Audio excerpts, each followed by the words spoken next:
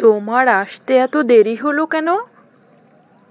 আমি সেই 9টা থেকে অপেক্ষা করে বসে আছি তোমার জন্য, আর তুমি কিনা আসছো 12টার সময়। এখন তো আমি চলেই যেতাম, আর তুমি এখন আসছো। আসছে তো আসছে, হাতে কিছু নাই, খাবার টাবার। গার্লফ্রেন্ডের সাথে দেখা করতে আসছে, আর কিছু নিয়ে আসেনি। কি বেডা!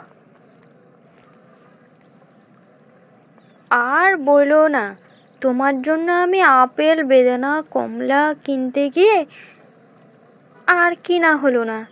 ভাবছি যে তোমার যদি আবার সময় চলে যায়, তাই তাড়াহুড়ো করে চলে আসলাম তোমার সাথে দেখা করতে।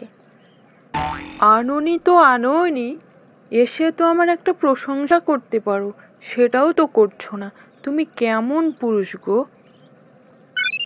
চোখগুলো তোমার ডাসা ডাসা, গালগুলো তোমার আপেলের মতো, ঠোঁটগুলো তোমার চকলেটের মতো। হুম হুম, কত সুন্দর করে প্রশংসা করছি, তাও আবার বলবেনি যে হচ্ছে না।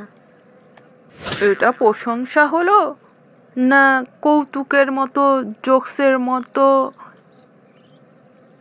ফানির মতো গল্প বলা হলো বলো তো? যা হোক, এখন ক্ষুধা লেগেছে, চলো রেস্টুরেন্টে খাবো, না হলে হবে না। এই রে, আমার নাই পকেটের টাকা, আর এ বলছে রেস্টুরেন্টে যাবে। কি যে বিপদ, কি বলে যে কাটাই এর থেকে।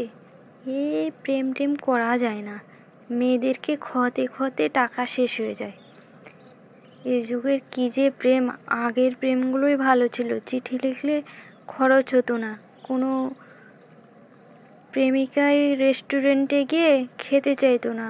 আর এখনকার মেয়েগুলোরে কি, শুধু রেস্টুরেন্টে নিয়ে যাও, এই কিনে দাও, সে কিনে দাও, কত কি লাগে এদের, মন ভরে না।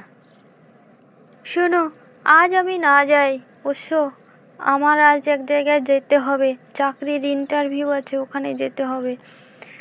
তোমাকে রেস্টুরেন্টে নিয়ে যেতে পারছি না, আজকে আমরা বাসায় চলে যাই।